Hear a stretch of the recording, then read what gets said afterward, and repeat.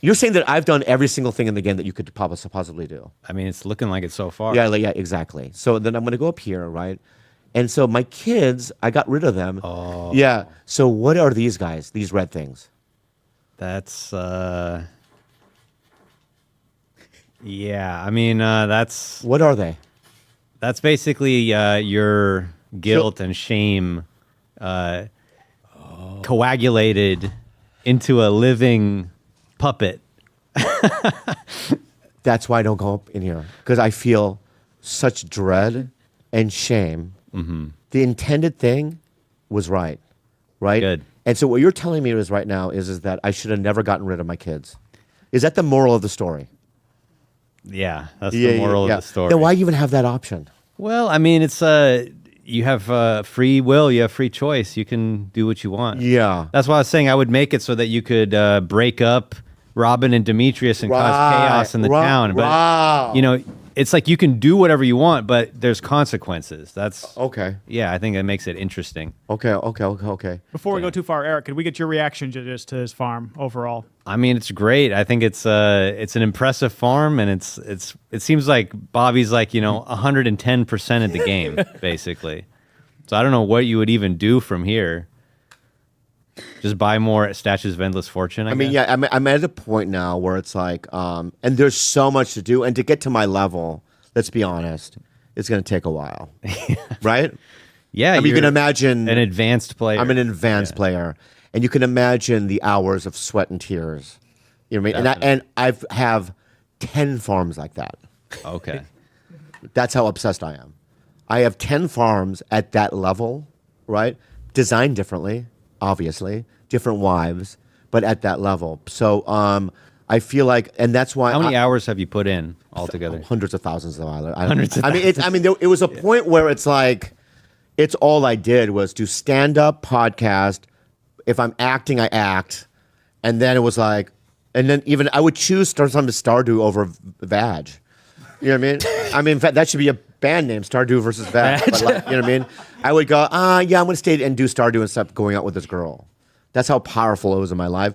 But my therapist said that it's unhealthy. Really? And my therapist said it was unhealthy, and she goes, you need help. And I go, what do you mean? She's like, you're using it as a coping mechanism. Oh. Right? Because it's so... I'll give you a prime example of what Stardew Valley feels to me to a TV show. The Great British Bake Off. Have you seen that show? I think maybe once. Oh, yeah.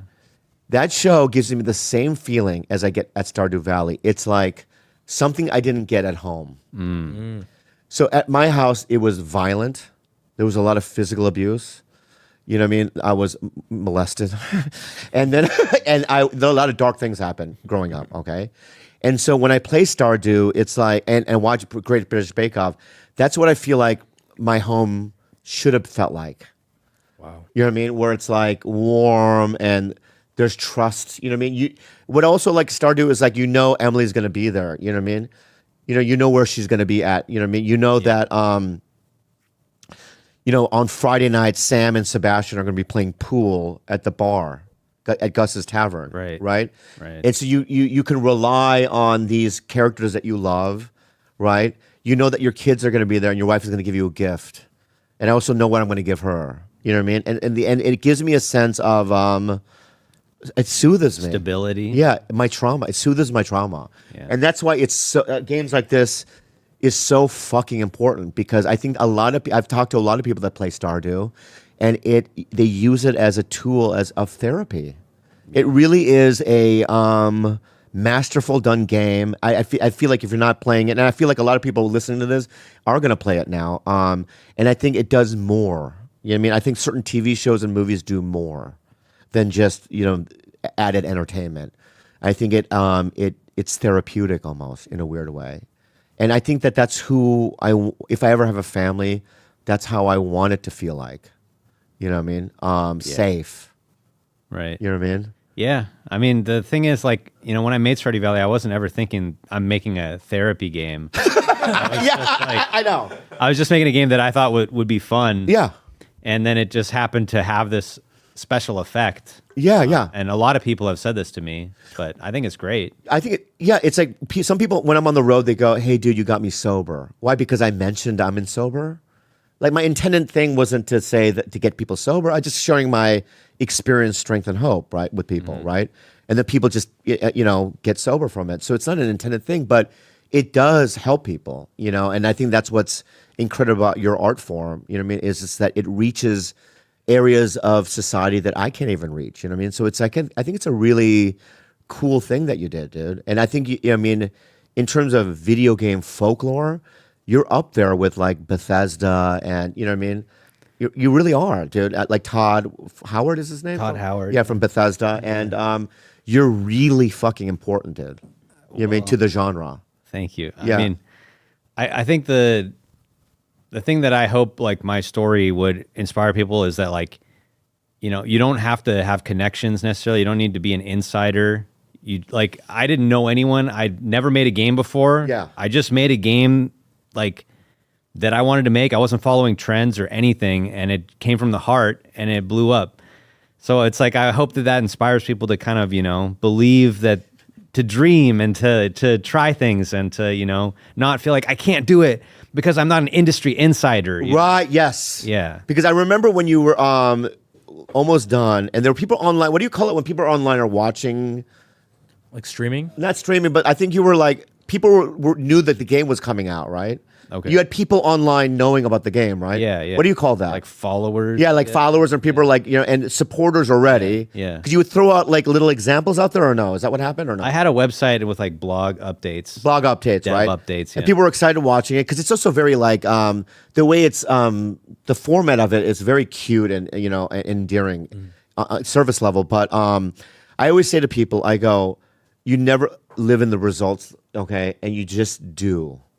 So I just love doing stand-up. I didn't know it was going to take me to LA and all these other things, right?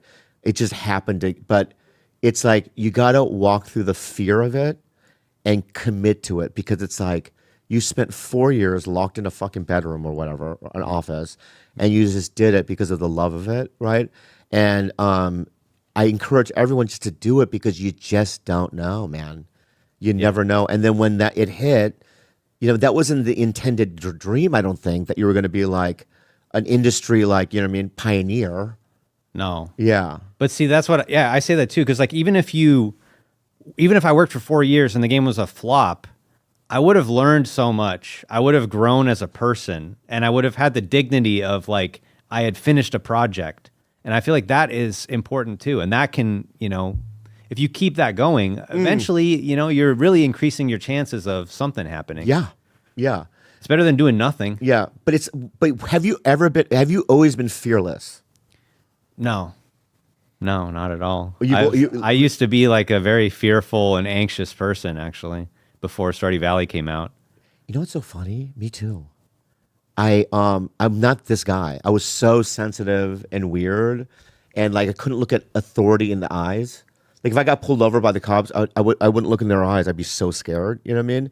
And the confidence that stand-up has brought me is just night and day. It does. You start believing in yourself. Yeah. And you go, oh no, I have a reason to be here. Absolutely. You know what I mean? A voice. You know what I mean? I have purpose almost. And it encourages you. Yeah. Right. So you're probably, you're probably 10 times more confident out in the world. I definitely, yeah. Yeah. And I mean, I've just done so much since the game came out, like things like this, that it's like, I'm not like nervous about anything anymore. I've done a lot of weird stuff. Hey, why are you pulling that? What is this? This is young Eric when he was in a band. Oh, really? It's called 17 Colorful Feathers. Yeah. Can you people listen to the music? Yeah, it's on there. Really? Yeah. That's amazing. And do you sing or is this music? Is this instrumental? There's singing. It's not good. No. It's not You good. sing? Bobby was on in a this, ba- I did. Bobby was in a band, I was too. in a band too. Okay. Yeah. We were bad. I was bad. Yeah. But so that's out there, and so that's an album that you put out. Yeah. Bobby's going to listen to it. I'm gonna listen tonight. What are you talking about? That's my playlist tonight. Dude. There's actually a game that I made for this album. Oh. That's my first game that I made technically. Really. Yeah. And how did you learn to program? Was this the first game? I've seen it. that online. Yeah. That's it. Yeah. Wow, that's insane. Who's this guy? Some guy playing it? That's a streamer. That's Unsurpassable Z. He's pretty cool. Oh wow! Look at that! Wow, that was amazing. your first game. That's Yeah, amazing. I mean, it kind of looks